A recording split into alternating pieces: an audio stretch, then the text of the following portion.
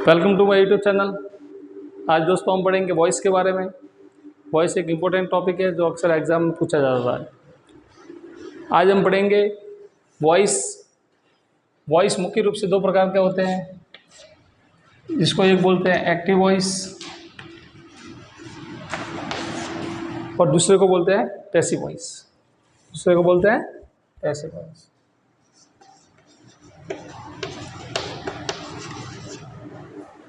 अब active voice क्या होता है और पैसिव वॉइस क्या होता है?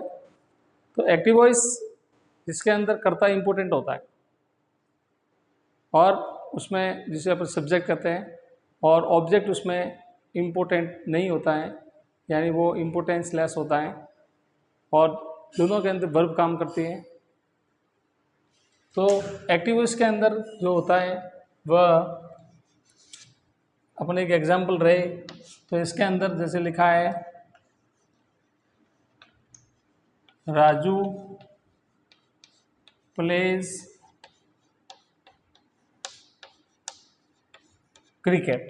जैसे मैंने एक सेंटेंस लिखा है राजू प्लेज क्रिकेट। अब देखो एक्टिव वॉइस के अंदर क्या होता है कि जैसे राजू है, राजू एक सब्जेक्ट है, राजू एक क्या है? सब्जेक्ट है। और प्लेज है वो ये मैन वर्ब है, मैन वर्ब है। और क्रिकेट है वो ऑब्जेक्ट है। ठीक है, ये हमें कॉमन जानकारी होनी चाहिए कि जो सेंटेंस का जो क्रम होता है, सेंटेंस का जो ऑर्डर होता है वो होता है सब्जेक्ट वर्ब और ऑब्जेक्ट, जिसको अपन बोलते हैं SVO, सब्जेक्ट वर्ब ऑब्जेक्ट। और इनका जो क्रम होता है वो एक्टिव वॉइस का क्रम होता है, यानी कि जो जनरल सेंटेंस होता है, जनरल सेंटेंस होता है वो एक्टिव वॉइस होता है। जनरल सेंटेंस होता है वो क्या होता है? एक्टिव वॉइस का होता है। अब इसके अंदर क्या कैसे पता करेंगे कि ये एक्टिव वॉइस का सेंटेंस है? तो इसके अंदर जो सब्जेक्ट होता है वह इम्पोर्टेंट होता है, सब्जेक्ट होता है वह इम्पोर्टेंट होता है। सब्जेक्ट इसमें महत्वपूर्ण होता है, सब्जेक्ट इसमें महत्वपूर्ण होता है। और सब्जेक्ट स्वयं कार्य करता है, सब्जेक्ट स्वयं कार्य करता है। ठीक है, जैसे राजू प्लेज क्रिकेट, इसमें राजू है वो स्वयं काम कर रहा है। अब हम पैसिव वॉइस की बात करते हैं कि पैसिव वॉइस का सेंटेंस कैसे होता है।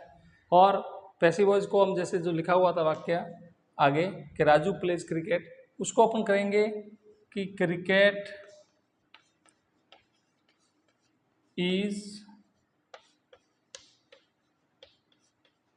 Played by Raju. ये जो फर्स्ट वाला सेंटेंस लिखा था उसका हमने क्या किया है? Passive voice. Active voice, active voice का हमने क्या किया है? ये है वो पैसिव वॉइस किया है। क्या किया है? Passive voice. अब देखो पैसिव वॉइस की पहचान क्या होगी? तो पैसिव वॉइस की पहचान होगी कि जो ऑब्जेक्ट होगा वो सबसे पहले आएगा, ऑब्जेक्ट होगा वो सबसे पहले आएगा, उसके बाद में ये हेल्पिंग वर्ब आएगी। और पैसिव वॉइस की ये खासियत रहती है कि इसके अंदर हमेशा मेन वर्ब हमेशा थर्ड फॉर्म आती है, मेन वर्ब हमेशा थर्ड फॉर्म आती है। और साथ में बाय प्लस सब्जेक्ट का यूज होता है, बाय प्लस सब्जेक्ट का यूज होता है। ये है पैसिव वॉइस, ये है पैसिव। यानी इसमें हमें क्या ध्यान रखना है कि इसके अंदर जो ऑब्जेक्ट होता है वो इम्पोर्टेंट होता है। ठीक है, ऑब्जेक्ट है वो इम्पोर्टेंट होता है और ऑब्जेक्ट स्वयं कार्य करता है, ऑब्जेक्ट स्वयं कार्य करता है। ठीक है, ये हमें जनरल जो एक्टिव और पैसिव की जो पहचान है वो ये है। अब मैंने यहाँ पे कुछ प्रोनाउन लिखे हैं कि सब्जेक्ट के अंदर जब कोई प्रोनाउन होता है उसको हम ऑब्जेक्ट में कैसे बदलेंगे। तो कुछ जो प्रोनाउन होते हैं उनका हमें ध्यान रखना। जैसे लिखा है मैंने आई, आई आई अगर सब्जेक्ट है और उसको अगर ऑब्जेक्ट बनाना है, ऑब्जेक्ट बनाने के लिए हमें पैसिव वॉइस में जाना पड़ेगा। और पैसिव वॉइस बनाने के लिए आई को हम बदलेंगे मी में बदलेंगे, या मी दिया हुआ है और उसका सब्जेक्ट बनाना है तो हम आई बनाएंगे। जैसे दिया हुआ है वी, तो वी का करेंगे अपन अस, क्या करेंगे, अस करेंगे। ठीक है, यू दिया हुआ है तो ध्यान रखना है कि यू जो सेकंड पर्सन है, यू का हमेशा यू ही रहता है, यू का यू ही रहता है। और ही है, ही का होता है हिम, ही का होता है हिम।